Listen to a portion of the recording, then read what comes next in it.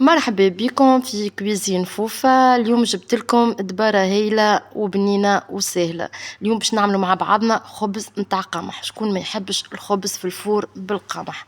خبز بنين ريحته فاوحة تقلب ريحة الدار والبنة عالمية. هنا خذينا 100 مليلتر متاع ماء سخون دافي، زدنا عليه واحدة متاع خميرة ومغرفة سكر. نجيو للقمح متاعنا اللي هو مفوح بالفاح متاع الخبز. خذيت 700 جرام سميد، عليه 200 جرام فارينة، وعليه مغرفة صغيرة متاع سكر، وأقل من مغرفة صغيرة متاع خميرة متاع جاتو، خميرة متاع مرطبات.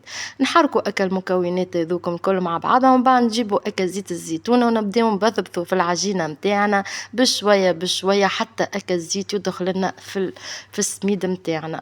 هنا نرجعوا للخميرة متاعنا اللي هي دافية، نبداو نسقيو في العجينة بشوية بشوية حتى تبدا تتلم. ديما عنا كسرونة متاع ماء سخون دافي بحذنا نلموا بها العجينة حتى تولي في القوام هذاك اللي تشوفوا به. راهو مازالت الخدمة هذيك، نزيدوها شوية زيت زيتون نحطوها تخمر.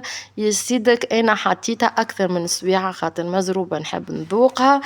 بكاها وصلنا للمكون هكاكا، وبديت اني بمولاك اعجن اعجن اعجن. صحة للي عنده ماكينة متاع عجنان، انا تهلكت لي وما عاودش شريت. عجنا العجينة ومن بعد اطرحناها في البلاتو متاعنا. نجيو نمركيوها هكاكا بالسكينة باش من بعد تتقص لنا سهلة، وننقبوا هكا العجينة متاعنا الفاوحة والبنينة ونحطوها تخمر. نغطيوها متاع حكاية ربع ساعة هكاكا، نخليوها ترتاح عجينتنا. وشوفوا أكل خبز بالقمح يعمل الكيف بنين وفاوح، والأولادي يقعدوا يما وقت يطيب. علاش حطيناها على 180 درجة مدة